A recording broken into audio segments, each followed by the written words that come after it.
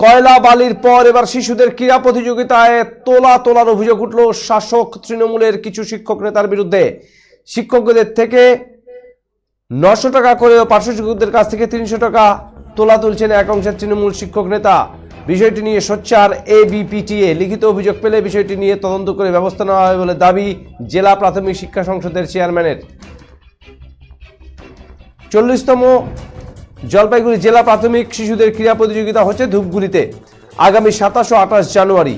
অভিযোগ, ধূপগুড়ি ও বানারহাট ব্লকের 4টি সার্কেল রয়েছে, সেই সার্কেলের প্রাথমিক শিক্ষক ও পার্শ্ব শিক্ষকদের কাছ থেকে 900 টাকা ও 300 টাকা করে নিচ্ছে আয়োজকরা। এখানেই প্রশ্ন, যেখানে সরকারের পক্ষ থেকে নির্দেশিকা রয়েছে সরকারের টাকা দিয়ে ক্রীড়া প্রতিযোগিতা হবে, কেন এভাবে কোনো প্রকার টাকা নেওয়া যাবে না শিক্ষকদের কাছ থেকে? তারপরেও কি করে আয়োজকরা শিক্ষকদের থেকে টাকা নিচ্ছে? এবং আরও অদ্ভুত বিষয়, এই টাকা নেওয়ার জন্য রসিদ ছাপানো হয়েছে, নাম দেওয়া হয়েছে আমন্ত্রণপত্র, তার আবার কাউন্টার পার্ট রয়েছে। এই রসিদগুলি নিয়ে টাকা নিচ্ছে, পাশাপাশি কাউন্টার পার্টে তাদের নাম ও টাকার পরিমাণ লিখে রাখা হচ্ছে। এই সমস্ত কাজটি হচ্ছে চেয়ারম্যান প্রাথমিক শিক্ষা সংসদ লক্ষ্যমোহন রায় ও কিছু সরকারি আধিকারিকদের মদতে। অভিযোগ এবিটিএ জেলা সম্পাদক বিপ্লব ঝাড়।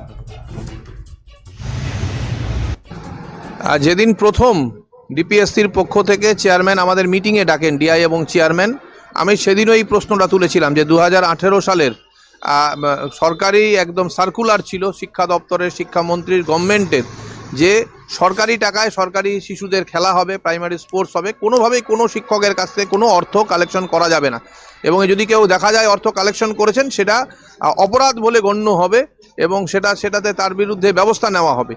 এই সার্কুলার আসার পর ভালোই চলছিল, বন্ধ হয়ে যায়, কালেকশনগুলো বন্ধ হয়ে যায়, কিন্তু হঠাৎ করে এই বছর লক্ষ্য করলাম আবার নতুন করে এই কালেকশনের প্রক্রিয়া শুরু হয়েছে। আর এই প্রক্রিয়া সার্কেল লেভেল থেকেই শুরু হয়েছে। সার্কেলগুলোর বেশ কয়েকটা জায়গায় সার্কেলে হচ্ছে যে এই কালেকশনের প্রক্রিয়া শুরু হয়েছে। কালেকশন না দিলে, টাকা না দিলে লিস্ট জমা নেওয়া হবে না, নাম জমা নেওয়া হবে না, ছেলেমেয়েরা স্কুলের খেলতে পারবে না, এই ধরনের প্রত্যক্ষ পরোক্ষ হুমকি দেওয়া হচ্ছিল। ওটা প্রক্রিয়ার সাথে যুক্ত।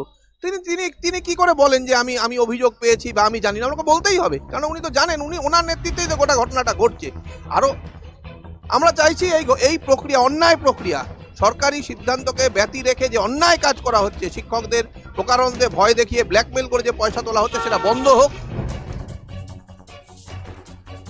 অন্যদিকে জেলা প্রাথমিক শিক্ষা সংসদের চেয়ারম্যান লক্ষ্যমোহন রায়ের দাবি, তার কাছে এখনো কেউ লিখিত অভিযোগ জানাননি।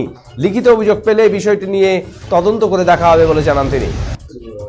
ক্রীড়া প্রতিযোগিতা হচ্ছে, বার্ষিক ক্রীড়া প্রতিযোগিতা, সেটা ধূপগুড়ি এবং বানারহাট ব্লক, এই দুটো ব্লকের 4টা যে সার্কেল রয়েছে, সেখানে প্রাথমিক শিক্ষকদের কাছ থেকে চাঁদা তোলা হচ্ছে। এটা কেন? সরকার তো এই স্পোর্টসের জন্য পয়সা দেয়, তাহলে চাঁদা তোলার অভিযোগটা উঠছে কেন? আমার কাছে এরকম কোনো খবর নেই, কোথা থেকে কে বা কারা চাঁদা তুলছে এরকম কোনো খবর আমার কাছে নেই। প্রেসক্রাইবলি যদি আমার কাছে কোনো অভিযোগ আসে, সেই অভিযোগ নিশ্চয়ই খতিয়ে দেখে যথাযথ স্টেপ নেওয়া হবে। দেখা যাচ্ছে যে